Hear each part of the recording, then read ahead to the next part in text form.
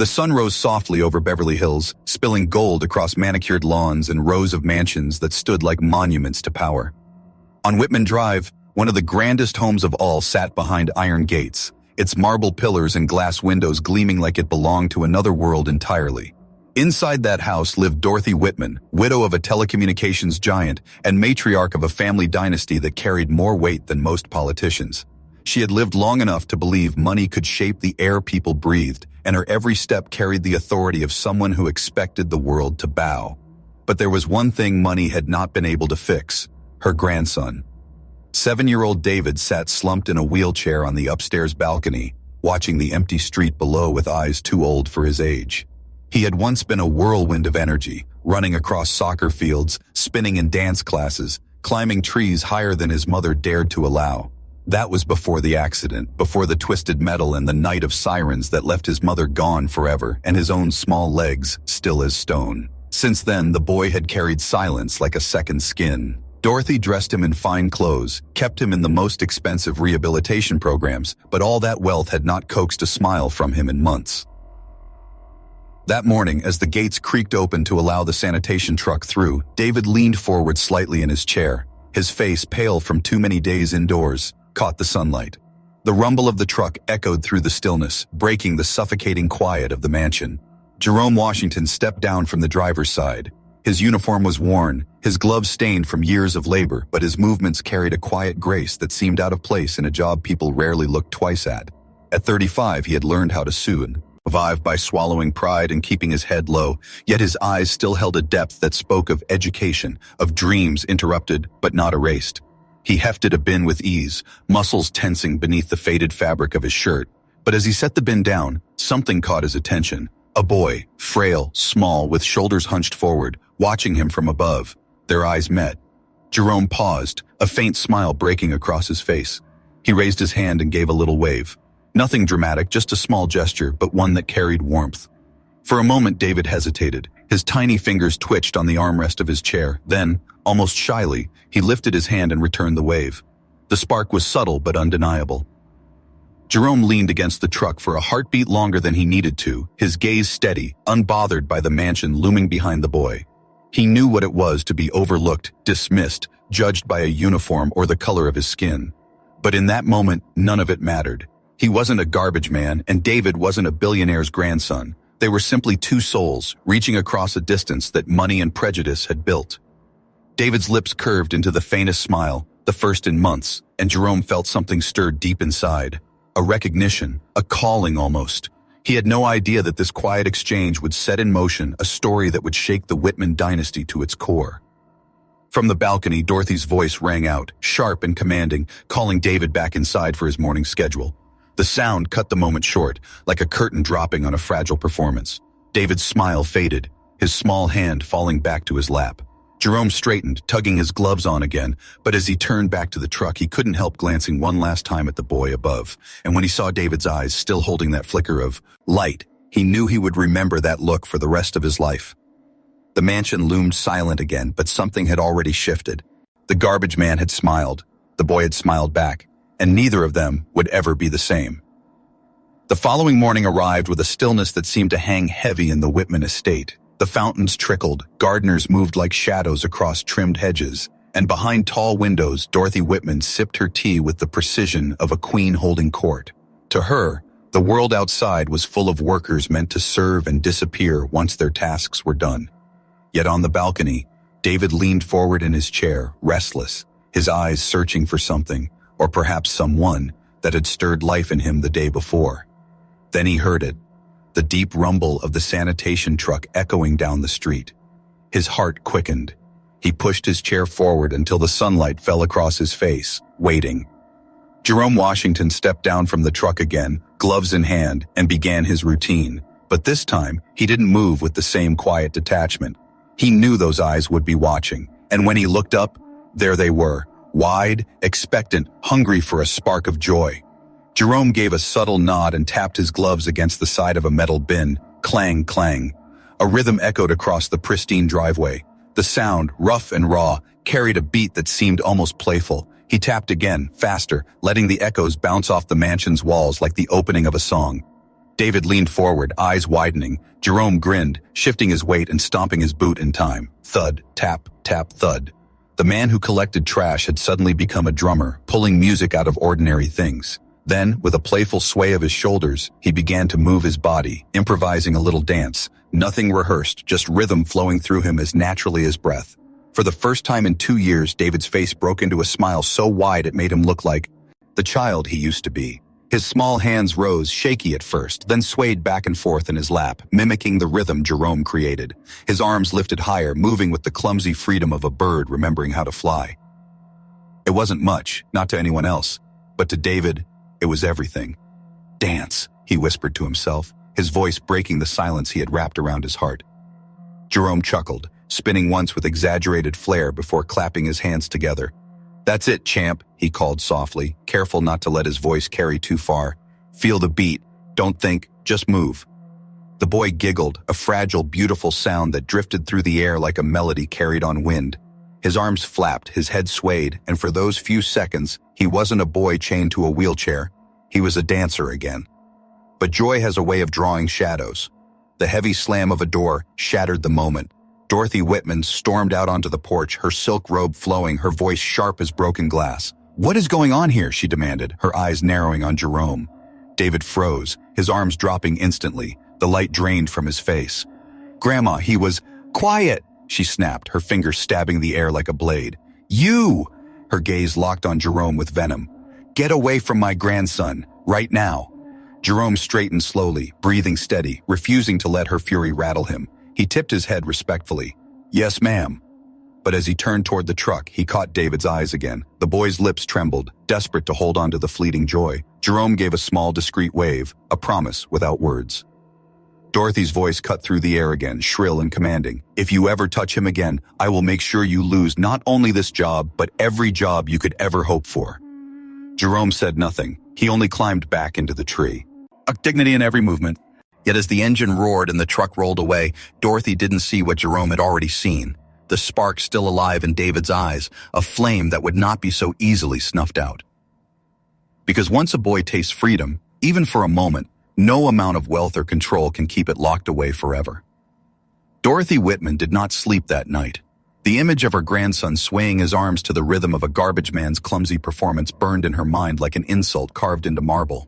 To her, it wasn't just inappropriate, it was dangerous. David was fragile, both physically and emotionally. He was her responsibility, her heir, and the last living thread connecting her to the vast fortune her husband had built. She would not allow some stranger in a dirty uniform to plant wild ideas in his head, much less stir feelings she could not control. By morning, her decision was made. She sat at her oak desk, the one carved from Italian wood and polished until it gleamed, and dialed a number few in the city dared to ignore. "Mr. Morrison," she said, her voice clipped and precise. "I need immediate action regarding one of your employees, Jerome Washington. Yes, that's his name. He trespassed on my property yesterday and harassed my disabled grandson." On the other end of the line, Richard Morrison, the weary supervisor of the sanitation department, shifted uncomfortably. He had known Jerome for years. The man was steady, reliable, never once accused of misconduct. Morrison opened his mouth to defend him, but Dorothy's next words froze the air. "If you don't take action, I will ensure every contract your department has in Beverly Hills is reviewed. Believe me, I have the mayor's ear. I've donated more to his campaigns than your entire department has seen in budget increases over the last decade." The threat was clear. Morrison exhaled slowly. "I'll look into it, Mrs. W." "Hitman." "Good," Dorothy replied, already certain she would win. After all, people like her always did. While Dorothy sharpened her claws, Jerome started his morning with the quiet discipline of a man used to swallowing injustice. He tied his boots, slipped on his uniform, and rode in silence to his route. Yet inside, he carried the warmth of the boy's smile, that fragile giggle that had cut through the noise of his weary life. It reminded him of why he'd once chosen physical therapy, why he had studied movement and healing, because he believed the body, even when broken, still longed for freedom. Few people knew Jerome's full story. He wasn't just a garbage man. He was once a celebrated graduate of USC, top of his class in physical therapy. He had dreams of opening a clinic that used dance and rhythm to help children with disabilities. His grandparents had been jazz dancers in Harlem, and he had inherited not only their love of movement, but their belief that rhythm could heal wounds medicine couldn't reach. But dreams were fragile things. His ex-wife, who had been both his partner in love and in business, betrayed him. She disappeared with every dollar of their investment, over $200,000, and left Jerome with nothing but debts in his name. Bankruptcy followed, then foreclosure. His license was never revoked, but no one would hire a therapist whose finances were in ruins and whose reputation was tainted by scandal. So he had taken the job no one wanted, driving a garbage truck through neighborhoods where people barely looked at him. And yet, even among the stench of trash, he carried himself with dignity. Every can he lifted, every bag he hauled, was done with the quiet discipline of a man who refused to break, no matter how far he had fallen. That dignity was precisely what unsettled Dorothy Whitman. She had expected a bowed head, a man ashamed of his reputation. Instead, Jerome had looked her in the eye with calm respect, as if her power meant nothing. By mid-afternoon, Morrison called him into the office. Jerome wiped his hands on a rag and sat down, sensing the weight in the room before a word was spoken. "Jerome," Morrison began, avoiding his eyes. "We've had a complaint." Jerome listened silently as Morrison explained. Dorothy had accused him of trespassing, of harassing her grandson. The lies dripped like acid, but Jerome's face remained steady. "I know it's not true," Morrison added quickly, "but she's powerful, Jerome. I can't risk the contracts. I'll have to transfer you to the industrial district for now, away from Beverly Hills." The words stung, but Jerome only nodded. "I understand." When he walked out of the office, the sun was setting, painting the sky with streaks of red. He leaned against his truck, staring at the horizon, thinking not of himself but of the boy. David would be waiting at that balcony tomorrow, scanning the street for the man who had made him laugh again, and Jerome would not be there. Still, something in him whispered that this wasn't the end. He had seen the hunger in David's eyes, the yearning to feel alive again. That kind of spark didn't disappear. It smoldered, waiting for breath. And Jerome Washington, broken though the world thought he was, had never stopped believing in second chances. The mansion might have power. Dorothy Whitman might have wealth. But Jerome carried something neither could buy: resilience born of struggle and a heart that refused to stop fighting. And though he didn't yet know it, fate was already moving pieces into place that would put him back in David's life in a way Dorothy could never control. The halls of the rehabilitation center were quiet that morning. Too quiet for a place meant to hold laughter, encouragement, and hope. Bright posters of children running and smiling lined the walls, but to David Whitman, they felt like cruel reminders of a life he had lost. His small hands rested limp on the arms of his wheelchair, his gaze fixed on the floor as his father pushed him through the entrance. Jonathan Whitman looked tired, his face pale beneath the polished exterior of tailored suits and wealth. Since the accident that claimed his wife, he had buried himself in business, letting his mother take charge of David's care. It was easier that way, or so he told himself. But deep down, he knew it was cowardice, the inability to face his son's pain. Each time he looked at David, he saw not just a child in a wheelchair, but a reflection of his own failures. Inside the therapy room, two specialists greeted them warmly. One knelt beside David, holding a ball. "Ready to try again today?" she asked with gentle enthusiasm. David didn't lift his eyes. He didn't reach for the ball. He didn't speak. Minutes passed. The therapist encouraged him, coaxed him, tried games and music, but David's body remained stiff, his arms heavy. He would not play. He would not cooperate. The boy had shut himself inside a fortress of silence, and no amount of professional training could breach it. From the observation window, Dr. Patricia Chun watched with a growing ache in her chest. She was one of the best in her field, known for her persistence and innovative methods. But David was different. It wasn't just his physical injuries. It was something deeper, a loss of spirit. Every session ended the same way, with the boy refusing to try, refusing even to hope. Jonathan stood beside her, his hands clenched into fists. "This isn't working," he muttered. His voice carried the bitterness of a man who could buy almost anything in the world, except his son's happiness. Dr. Chun sighed. "It's not that he can't improve," she said. "It's that he doesn't want to. He's given up." Those words echoed in Jonathan's chest like a sentence he couldn't oversee. Our turn, he's given up, and maybe Jonathan thought he had given up too. But fate, strange and unrelenting, was already writing the next page. That evening, after the failed session, Dr. Chun sat in her office long past sunset. Papers littered her desk, files stacked high with case notes. She rubbed her temples, frustrated. She needed something different for David, someone who could reach beyond his body and touch the place where his hope had died. A name surfaced in her mind, mentioned once by a colleague. "There's a man who does dance therapy," her friend Dr. Lisa Rodriguez had said. "Not traditional, but remarkable with children who refuse conventional treatment. His life hasn't been easy, but his methods, they break through walls. On impulse, Dr. Chun picked up the phone. When Jerome Washington answered, his voice was calm, carrying the steady tone of someone used to hard days. He listened as Dr. Chun explained, her words careful, professional.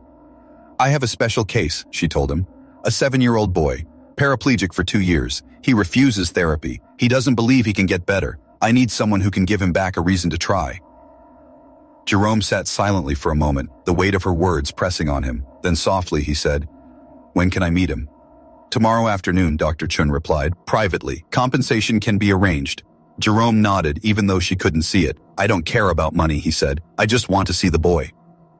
Neither of them knew yet that destiny had just spun its web tighter, pulling Jerome back into the life of the very child he had been forbidden to see. The next day, Jerome stepped into the rehabilitation center, not in his garbage uniform, but in simple, clean clothes. He carried no bins, no gloves, only the quiet confidence of a man who had once dreamed of healing. As he walked down the hallway, past the posters of smiling children, he felt something stir in his chest, the memory of his grandparents' jazz steps, the rhythm of drums and trumpets that had taught him long ago that the body always remembers movement, even when it hurts. Dr. Chun met him at the door. "The patient is waiting," she said. When the door opened and Jerome stepped into the therapy room, his eyes landed on the boy in the chair. David looked up. For a heartbeat, the world stopped. Then the boy's face broke into a radiant smile. "Jerome," he whispered, his voice trembling with joy. "You're back." Dr. Chun froze, confusion rushing over her. "You two know each other?" Jerome felt his chest tighten, but he smiled, steady and calm. "We've met before," he said, his voice carrying both truth and restraint. David reached out a trembling hand, his eyes bright for the first time in months. "Will you teach me to dance again?" And in that moment, Jerome knew. The battle against Dorothy Whitman's iron grip had only just begun. The room smelled faintly of antiseptic, polished floors gleaming beneath the harsh fluorescent lights. It was not a place for music, not a place for laughter, yet the moment Jerome Washington knelt beside David's chair, the sterile walls seemed to soften. The boy's smile lingered, fragile but real, as though he had been waiting months for this exact moment. Jerome lowered himself until his eyes were level with David's. He didn't rush. He didn't crowd him. Instead, he placed one hand lightly on the floor and tapped his fingers in a slow, steady beat. Tap, tap, tap. "You hear that, champ?" Jerome asked, his voice quiet but rich, like a song carried on a low hum. David nodded, his lips pressing together with anticipation. "Good," Jerome continued. "Now follow it. Don't think about your legs. Don't think about what you can't do. Just listen. Let your hands tell the story." David's small fingers twitched on the armrests. Slowly, hesitantly, they lifted into the air. He tapped them against his chair, out of rhythm at first, then more in sync with Jerome's beat. "That's it," Jerome encouraged, a grin spreading across his face. "Don't fight it. Just let the music live in you." Dr. Patricia Chun watched from the corner, her arms folded tightly across her chest. In 20 years of therapy work, she had never seen David engage with anyone so quickly. She had spent months coaxing, bribing, begging him to move, but here he was, responding in minutes to this man who looked more like a construction worker than a doctor. Jerome began to clap, soft and rhythmic. Then he added a sway of his shoulders, making the movement look silly, playful. "You ever see a penguin dance?" he asked David, wobbling side to side with exaggerated flair. David burst out laughing, his thin shoulders shaking. The sound startled even him. It had been so long since laughter had escaped his lips that he looked up as if unsure it belonged to him. "That's it," Jerome laughed with him, his movements growing bigger, his rhythm louder. "Now give me some penguin arms. Come on, I know you got it in you." David lifted both arms and swung them outward, clumsy but free, like wings remembering how to stretch. He flapped once, twice, then spun his chair a little to the side, mimicking Jerome's silly wobble. His face glowed, flushed with joy. Dr. Chun blinked rapidly, covering her mouth with her hand. The boy who had refused to lift a single block in therapy was now flapping his arms, smiling, moving. After 10 minutes of playful rhythm and laughter, David leaned back in his chair, out of breath but exhilarated. His cheeks glistened with sweat, his hair clung to his forehead, and his eyes, once dull and distant, now sparkled with life. "Jerome," he whispered, his voice trembling with something between awe and relief. "I feel different." Jerome placed a steady hand on the arm of the chair. "You are different, champ. Not because of me, but because you remembered who you are. You're not a boy trapped in a chair. You're a dancer who just found his beat again." The words hung in the air like truth carved into stone. David gripped Jerome's hand, holding it tight as if it were the lifeline he had been searching for since the accident. But even in that tender moment, shadows pressed in. Dorothy Whitman's voice lived in the back of David's mind, whispering warnings, rules, restraints. "Boys like you don't dance. People will laugh. You belong inside where no one can see." The joy on his face dimmed slightly. "What if Grandma finds out?" he asked, his voice small. Jerome squeezed his hand gently, meeting his eyes with calm certainty. "Then she'll have to face the truth, that you were born to move and no one can take that from you. Not even her." Dr. Chun stepped forward, her voice hushed but firm. "Mr. Washington, I've never seen progress like this. Not in years, not in dozens of cases. I don't know what you're doing, but—" She paused, glancing at David's glowing face. "Whatever it is, it's working." Jerome nodded, still crouched at the boy's side. "It's not complicated, doctor. Kids don't just need therapy. They need joy. They need to feel alive again." The boy smiled up at him, and in that smile was a promise that no matter how much Dorothy tried to cage him, a part of David had already been set free. Jerome rose slowly, his heart heavier than he let on, because he knew joy always attracted enemies, and Dorothy Whitman was not a woman who forgave easily. The night was heavy with silence when Jerome sat down at his kitchen table, the glow of his old laptop flickering against chipped walls. He had worked his shift, showered, eaten, and yet his mind refused to rest. David's laughter still rang in his ears, sweet and fragile, like glass that could shatter at the slightest touch. It had been a breakthrough, yes, but also a warning. Dorothy Whitman's shadow loomed large over the boy's life, and Jerome knew that joy could be stolen as quickly as it had been found. He opened a search bar, typed Whitman Family Foundation, and pressed enter. A glossy website appeared. Bright Future Foundation, dedicated to helping children with disabilities. Smiling faces of children in wheelchairs filled the screen, their images paired with words like hope, empowerment, and opportunity. To anyone else, it would have looked noble. To Jerome, something about it felt hollow. He clicked through the pages, scrolling past donation links, gala announcements, and staged photographs of Dorothy standing beside oversized charity checks. She looked polished, benevolent, untouchable. But when Jerome found the financial reports, public by law for nonprofits, his heart began to beat faster. Millions of dollars flowed in each year, corporate sponsorships, private donors, tax-exempt windfalls. But where did the money go? His eyes narrowed as he traced the numbers. Less than 10% was marked for direct aid. The rest disappeared into administrative costs, consulting fees, and facility maintenance. Jerome leaned closer, his instincts sharp.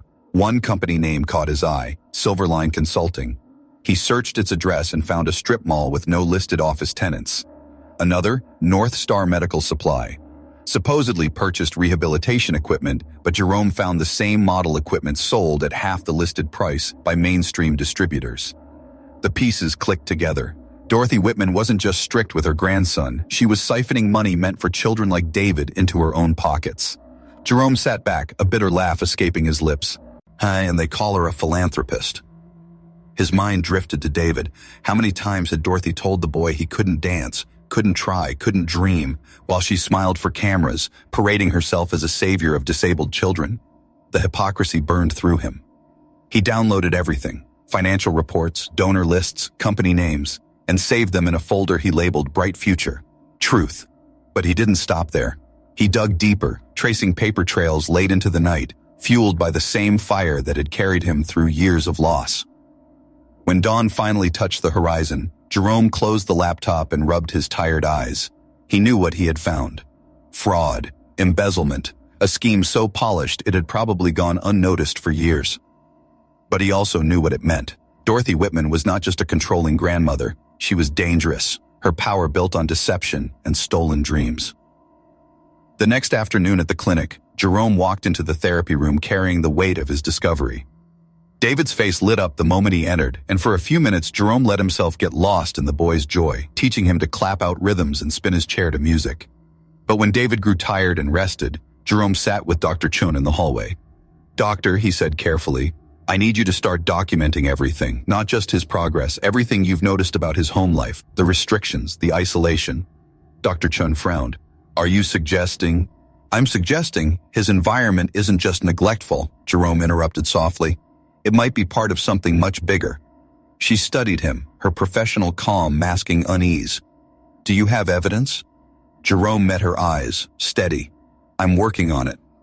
For the first time in years, he felt the old fire return, the same drive that once pushed him to believe he could change the world through therapy and rhythm. Dorothy Whitman had underestimated him, dismissed him as nothing more than a man who hauled away garbage. But Jerome Washington knew better, and soon, the whole city would too. The door to the rehabilitation center swung open with a force that made the receptionist jump in her seat. Dorothy Whitman's heels clicked against the tile floor like gunfire, her silk scarf snapping behind her as if even the air knew to get out of her way. She didn't wait for permission, didn't pause for introductions. She stormed through the hallways until she reached the therapy room where her grandson was supposed to be. Inside, David was laughing, his arms stretched out as Jerome clapped a rhythm for him to follow. The boy's cheeks were flushed, his hair damp with sweat, but his eyes were alive. He spun his chair in a small circle, imitating the way Jerome had just twisted his shoulders like a dancer on a jazz stage. "Look, Grandma," David cried, joy spilling out of him like sunlight through a broken window. "I can move again. Jerome taught me." The sound of that name on her grandson's lips stopped Dorothy in her tracks. Her eyes narrowed, fury flooding her veins as she recognized the man kneeling beside the chair.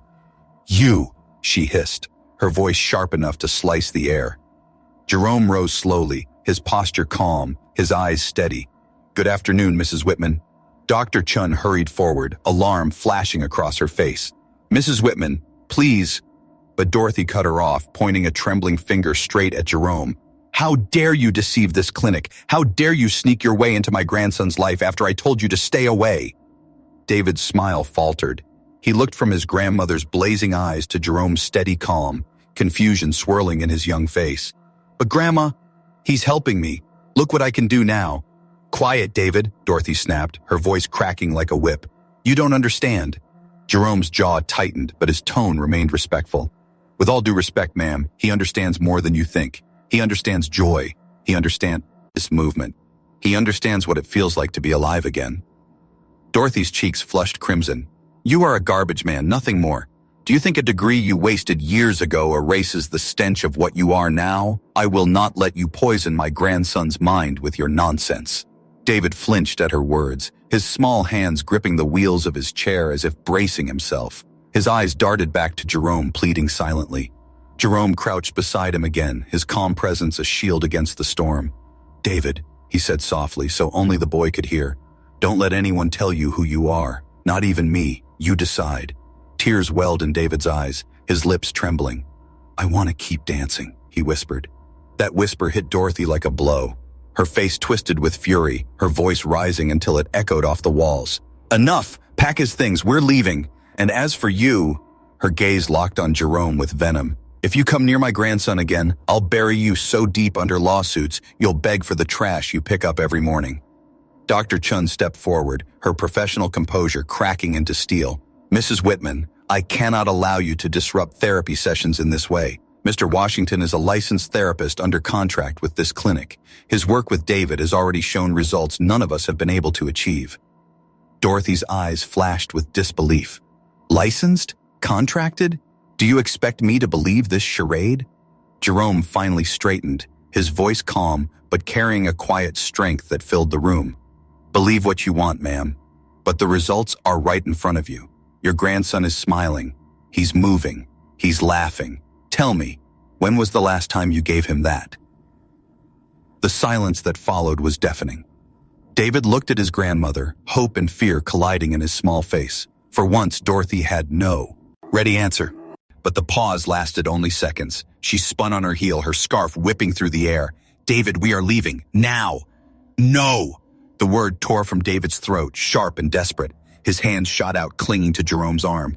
"I'm staying with him. He's helping me. He makes me feel strong again." Jerome placed a steady hand on the boy's shoulder, his voice low but firm. "It's all right, champ. We're not finished, not by a long shot." Dorothy froze at the doorway, her chest heaving, her pride wounded in a way she had never felt before. For the first time in decades, someone had dared to stand against her, and deep in her gut, she knew this battle was only beginning. The tension in the room felt like a storm about to break. Dorothy Whitman's chest heaved as she stood rigid in the doorway, her fury painted across every line of her face. David still clung to Jerome's arm, his small hand trembling yet determined, his voice echoing in the sterile room. "I'm staying with him." Before Dorothy could summon another outburst, the therapy room door opened again. Jonathan Whitman entered, his tie loosened, his brow furrowed, his whole body carrying the weight of a man who had been summoned by urgency. He looked at his son first, then at his mother, and finally at Jerome. Recognition flashed across his features. "You," Jonathan whispered, his voice caught between shock and something that looked like relief. He had seen Jerome once before, kneeling by the garbage truck, holding his son's hand. He hadn't forgotten. "Dad," David cried, wheeling himself forward. His voice trembled with excitement. "Jerome's teaching me to dance again. Look what I can do." He lifted his arms and swayed them in rhythm, a fragile but beautiful imitation of the freedom he once knew. Jonathan froze. His son's eyes were alive, shining with hope, with joy. It was a sight he hadn't seen since before. The accident. For a moment his throat tightened, and all he could do was watch. Dorothy's voice cut through the moment like a blade. "Jonathan, do not be fooled. This man is nothing but a fraud, a garbage worker pretending to be a therapist. He has no place here, and he has no right to be near David." Jerome straightened, his voice calm but firm. "With respect, ma'am, that's not true. I have a doctorate in physical therapy from USC. I've specialized in pediatric rehabilitation, and everything I've done with David is documented under Dr. Chun's supervision." Jonathan looked at Dr. Chun. She nodded gravely. "It's true. Mr. Washington is licensed, qualified, and his results with David are undeniable. In just days, he's done more for your son than months of conventional therapy." Dorothy's eyes widened with rage. "Lies, all of it. This man is manipulating you, Patricia, just as he's manipulating my grandson. Jonathan, you must put an end to this now." But Jonathan wasn't looking at his mother anymore. He was staring at the folder Jerome now placed gently on the table. Inside were pages of financial records, donor lists, invoices, evidence Jerome had spent nights compiling. "There's something you need to see," Jerome said quietly. "Something about the Bright Future Foundation." Dorothy stiffened, her face paling. "You have no authority to—" Jonathan silenced her with a raised hand, his voice low and trembling. "Mother, what is this?" Jerome opened the folder, spreading the papers across the table like cards in a deadly game. "Millions of dollars donated over the last 5 years. Very little reaching children. Shell companies receiving payments for equipment that never arrived. Consulting fees paid to firms with no real addresses. Money funneled back into private accounts. Accounts connected to you, Mrs. Whitman." Jonathan's hands shook as he picked up one sheet. He scanned it once, then again, his eyes widening with each line, his face drained of color. This can't be." Dorothy's voice faltered. "Jonathan, you don't understand business. I was managing resources efficiently." Jerome's gaze didn't waver. "Efficient enough to buy a summer home in Miami with money meant for children's wheelchairs." David gasped softly, his young mind piecing together the betrayal. "Grandma, you lied? You said the foundation was helping kids like me." The innocence in his voice cut through the room like glass. Jonathan slammed the paper onto the table, his composure cracking. "Mother, is it true? Did you steal from disabled children?" Dorothy's lips trembled, her authority unraveling. "I built this family. I protected our name. Everything I did was for us." "No," Jonathan snapped, his voice louder than it had been in years. "Everything you did was for yourself." The silence that followed was deafening. David's small voice broke it. "Dad, can Jerome stay, please? He makes me feel strong again." Jonathan looked at his son, then at Jerome, then at the mountain of evidence against his mother. He took a deep breath, the kind that seemed to shake the years of fear and submission from his shoulders. "Mother," he said coldly, "you are finished. From this moment on, you have no say in my son's life. Tomorrow, I will speak to lawyers, and every cent you stole will be returned." Dorothy staggered back as if struck. For the first time in decades, the matriarch of the Whitman family had been defied, and by her own son. Jerome knelt beside David once more, his voice soft but steady. "You hear that, champ? This is just the beginning. You're going to dance again, and nothing will stop you this time." Dorothy's silence as she turned and stormed out said more than words ever could, but in her eyes, and there was no surrender. There was only a promise of war. The Whitman estate had always been a fortress of control. Its marble floors gleamed like mirrors, its gates shut out the world, and its matriarch ruled with the certainty of a queen. But by the time the first FBI agents walked through those gates, the fortress was already crumbling. News broke slowly at first. Quiet whispers in business circles, murmurs at charity luncheons. But then came the headlines. Bright Future Foundation under federal investigation. Reporters swarmed the gates, cameras flashing as Dorothy Whitman was escorted from her mansion for questioning. For a woman who had spent decades commanding respect, the sight of her shielding her face from the press was the beginning of the end. Inside the rehabilitation center, Jonathan watched the broadcast with his son on his lap. His jaw was tight, his fists clenched, but in his eyes there was something new: resolve. He had finally chosen his son over his mother, and though the cost was high, the weight that had chained him for years was lifting. David pointed at the television, his brow furrowed. Why are they taking Grandma away? Jonathan swallowed hard. Because, son, she did things that hurt other children, things that weren't right. David's voice was quiet, but his question pierced the room. But she always said she was helping kids like me. Jonathan hugged him tighter, his voice breaking. Sometimes people lie, even people we love. But that's why we need people like Jerome to show us the truth. At that moment, Jerome entered the room, his presence calm, grounded. He carried no folder this time, no evidence, no documents, only himself, the man who had seen injustice and refused to look away. David wheeled forward, his face lighting up. Jerome, did you see? Grandma's in trouble. Jerome crouched, his hand resting on the arm of the chair. I saw, champ, and it's not something to celebrate, but it is something to learn from. What happens in the dark always comes to light. The weeks that followed were brutal for Dorothy. Her name, once spoken with reverence at charity galas, became synonymous with fraud. Friends disappeared, business partners severed ties, even her lawyer abandoned her after stacks of evidence, bank transfers, fake invoices, shell companies, were laid bare in federal court. For the first time in her life, Dorothy had no one left to intimidate, no boardrooms to command, no family to control. The empire she had built on fear and stolen funds collapsed like a house of cards. And yet, while her world turned to ash, Jerome's began to bloom. One evening, Jonathan visited Jerome's modest apartment, a stark contrast to the wealth he had grown up with. He looked around at the simple furniture, the second-hand lamp, the worn books stacked neatly on a shelf. Then he turned to Jerome, his voice thick with emotion. You've done more for my son in a few weeks than all the specialists I've paid for in 2 years. I owe you more than I can ever repay.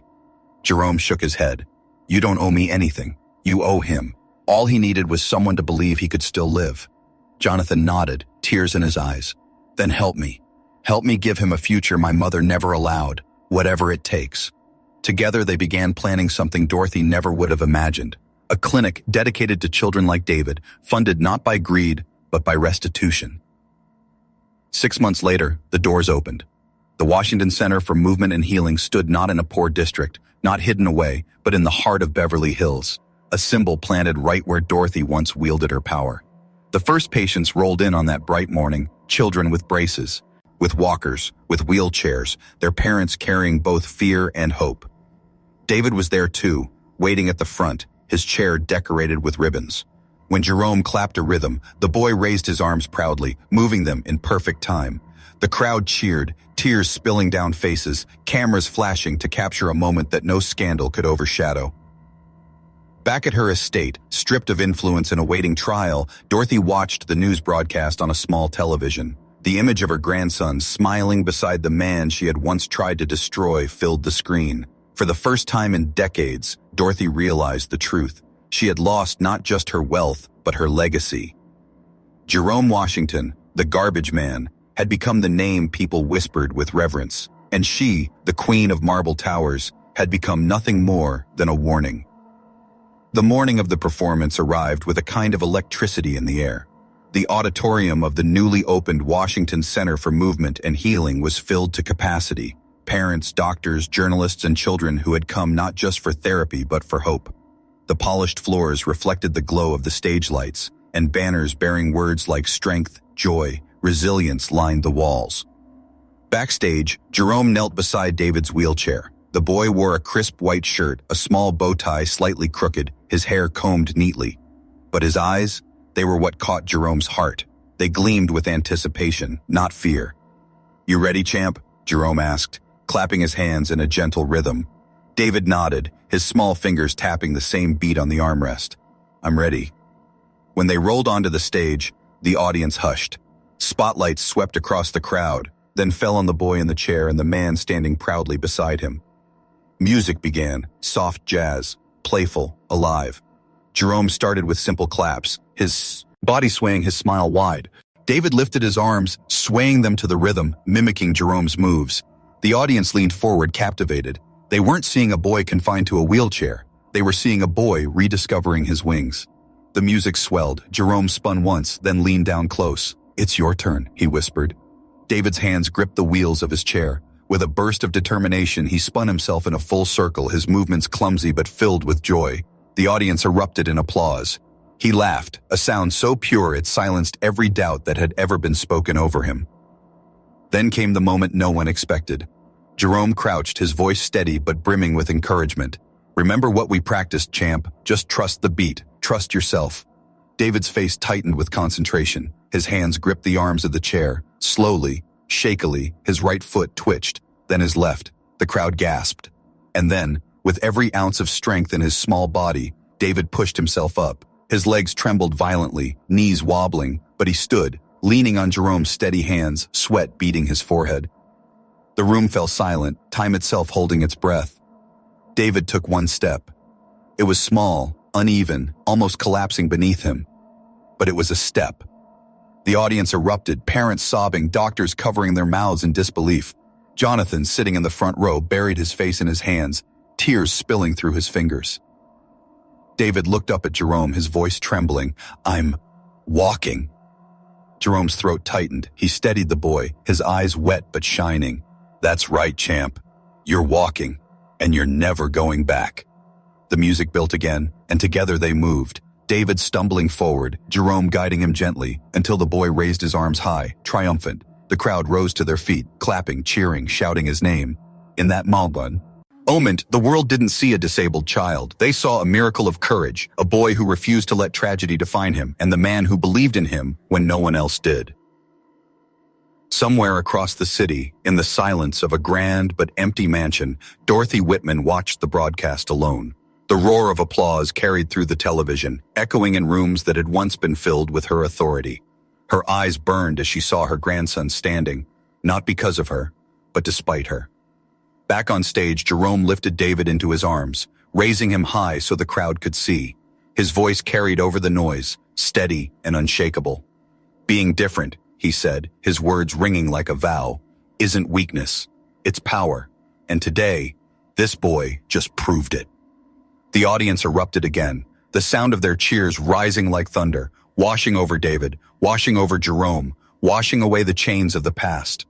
The millionaire's disabled son had taken his first steps back into life, and it was a black garbage man, dismissed, underestimated, humiliated, who had danced him there.